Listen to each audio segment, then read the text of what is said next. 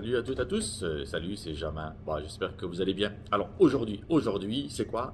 C'est le jour des amoureux, oui c'est la Saint-Valentin, cette superbe journée hyper commerciale et complètement nulle.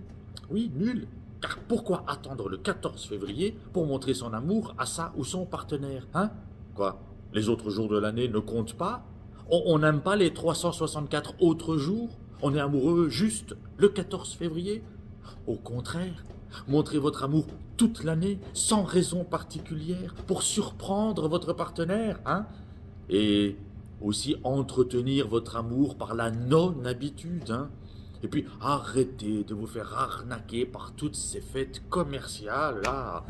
Un petit mot, un câlin aujourd'hui, ok, pourquoi pas. Mais faire le grand jeu, le resto chic, bien habillé, somptueux cadeau, dans une sortie amoureuse dans un palace, c'est hypocrite en fait, hein? Le 14 février, je t'aime grand comme la galaxie, mais le reste de l'année, tu es un vulgaire caillou dans ma chaussure. Donc, moi, je ne parlerai pas de la Saint-Valentin et de cette stupide fête aujourd'hui. Mais par contre, je vais quand même parler d'amour, mais amour de la planète. Oui, écologie. Oui, oui, oui, oui, oui, oui. Bon, il est vrai que je ne suis pas Greta Thunberg, hein, apôtre de l'écologie et du catastrophisme écologique, hein, mais je suis écolo, à ma façon, un peu hipster. Ça veut dire bobo, hein. Voilà, je suis un hipster écolo. Je bois de l'alcool pour économiser l'eau. Je suis pour le réchauffement climatique en hiver, mais contre en été. Je suis pour le brassage d'air par les cons au lieu de climatisation énergivore et polluante. Je suis contre le charbon car je préfère le barbecue au gaz, hein. C'est plus facile à allumer. Oui, faut dire qu'avec le barbecue à charbon, ton visage est brûlé au 3e degré alors que tes merguez ne sont pas cuites. Puis essaye d'allumer un barbecue au charbon en Belgique quand il pleut sans arrêt, toi. Bon courage, hein. Alors, je suis contre le nucléaire, oui, car j'habite contre une centrale nucléaire. Je suis pour le compostage à la maison, parce que je préfère avoir des nuisibles sur mon balcon que dans ma télévision.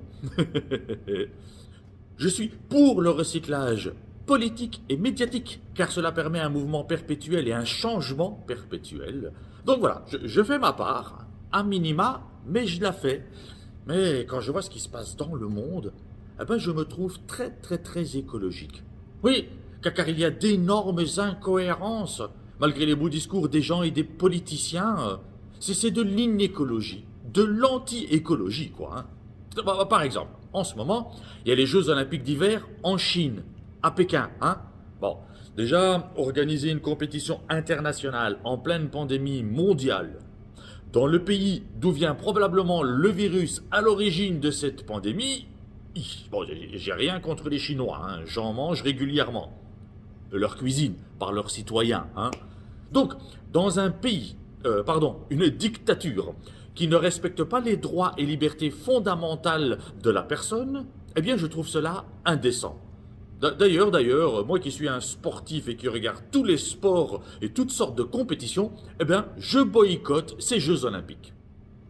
Oui, boycotter les Jeux pour les raisons citées précédemment, hein. Non, non, je ne veux pas cautionner ce système. Alors que je n'arrête pas d'acheter des produits made in China.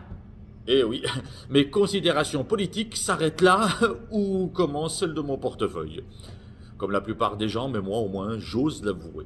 Donc des sports d'hiver à Pékin, qui n'est pas un endroit reconnu pour ses basses températures et ses installations de sports d'hiver. On est bien d'accord, hein? Et c'est pour cela qu'ils utilisent des canons à neige pour créer de la neige artificielle ou des refroidisseurs pour les installations et équipements afin de pratiquer ces sports qui sont normalement pratiqués de manière naturelle en plein air en montagne, hein. C'est pas très écologique ça. Un comble pour des sports d'hiver. De plus, dictature, virus, privation, persécution, emprisonnement arbitraire, mort, ce n'est pas très compatible avec les valeurs des Jeux Olympiques. Vous ne trouvez pas, hein?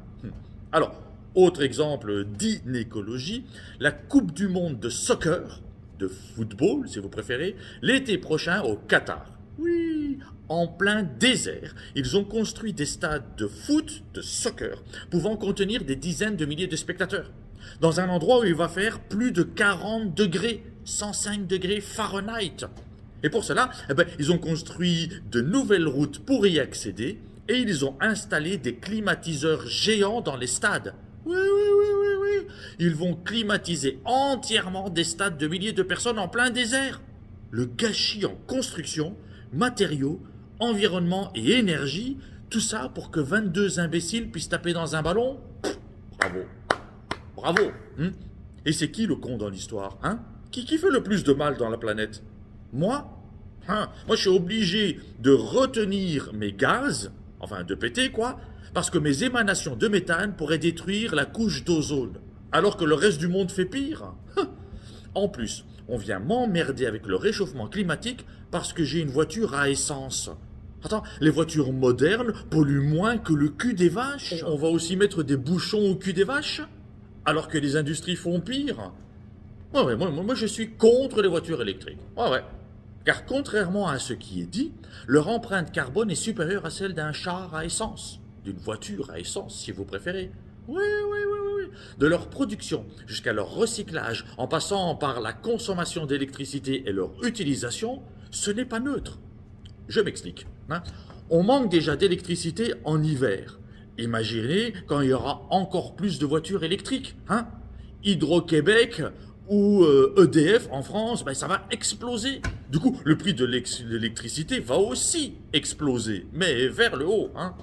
Ces voitures, elles coûtent plus cher à l'achat que les voitures à essence. Donc tout le monde ne peut pas s'en acheter. Et puis c'est compliqué à gérer une voiture électrique. Toujours prévoir qu'elle soit chargée, et savoir où la charger, en espérant qu'il y ait de la place. Car il n'y a pas assez de bornes pour le nombre de voitures électriques qu'il y a sur le marché. Et cela ne va pas s'arranger. Car si on nous promet plus de bornes, il va aussi y avoir plus de voitures. Donc la problématique ne sera pas résolue. Ensuite, organiser un long voyage en voiture électrique, c'est la merde. Il faut trouver les bornes de rechargement, il faut s'arrêter tous les 350 km environ pour la recharger, et prévoir minimum 1h30 à 2 heures pour cela. Il faut payer ce rechargement, car ce n'est pas gratuit. Et le temps de trajet, j'ai fait le calcul. Un trajet pour aller en Gaspésie ou en Abitibi, qui me prendrait normalement 8 heures en voiture à essence, ça prendrait minimum 20 heures, plus du double en électrique. Et puis les départs en vacances, Attends, il y a déjà des bouchons sur les routes, alors je te parle même pas aux bornes de rechargement. Mon char à essence, j'arrive à la station, je fais le plein, je repars, j'en ai pour 800 km avant le prochain plein, et je recommence et je continue. Mon char électrique, non. Je dois trouver une borne de rechargement, j'attends d'en trouver une libre, j'attends qu'elle se recharge, je dois le faire à tous les 350 km. En fait, mes vacances, je les passe sur la route, dans ma voiture électrique, plutôt qu'à la plage. Attends, je veux bien être écolo, mais il y a des limites. Surtout qu'il y a d'autres alternatives. Oui, plus faciles et moins polluantes. Le solaire, l'hydrogène, l'eau. Oui, il existe des moteurs à eau. Mais les compagnies pétrolières ont acheté les brevets pour garder leur monopole sur le pétrole, afin de continuer à gagner de l'argent. Et c'est là où il faudrait taper pour améliorer la situation. Donc, être écolo pour se donner bonne conscience, c'est bien, mais on est encore très très loin du compte. On demande toujours à la population de faire des efforts, alors que ce sont les compagnies pétrolières, les grandes sociétés et les industriels qui devraient le faire, en priorité. Mais cela demande du courage politique. Et courage ne rime pas avec politicien, Et je ne nommerai personne. Mais il est fou de constater qu'une pandémie a fait passer plus de projets, de décrets et de lois qu'en temps normal. Comme quoi, les virus sont plus efficaces que les parasites. Voilà, c'était ma vidéo encore un peu impertinente, je l'espère. Si vous avez aimé, si vous avez apprécié, n'hésitez pas à liker, à partager. Si vous n'avez pas aimé, comme d'habitude, fermez votre gueule et vos yeux. Voilà, chaîne YouTube, Jamin Ch'touki, vous avez les infos qui apparaissent un petit peu partout. Et puis je vous dis à une prochaine vidéo. Salut tout le monde, salut les gens. Bye bye.